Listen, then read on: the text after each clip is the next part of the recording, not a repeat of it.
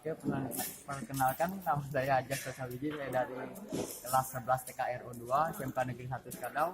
Jadi saya akan mendiagnosa atau mengecek kerusakan pada mesin EVI. Nah, kita cek ada masalahnya.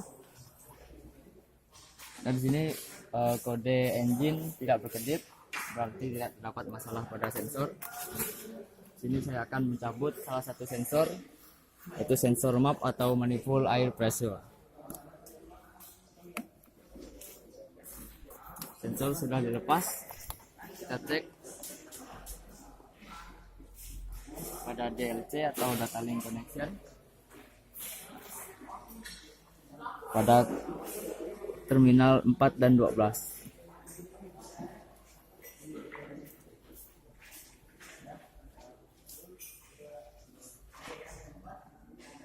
Kita sambung, kita akan membaca kedipan pada kode EVI.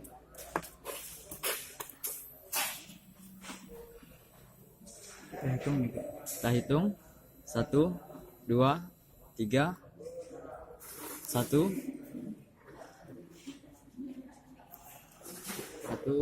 3, 1.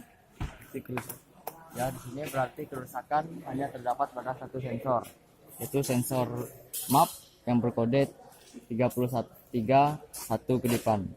Kita pasang kembali dan kita cabut aki terminal min atau negatif 3.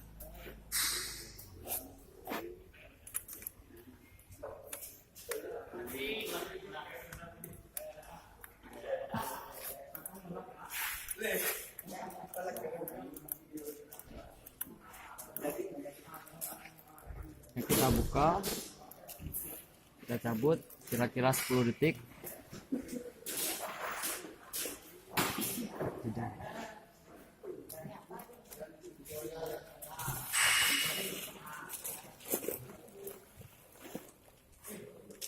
Oke, kira-kira sudah 10 detik. Kita pasang kembali.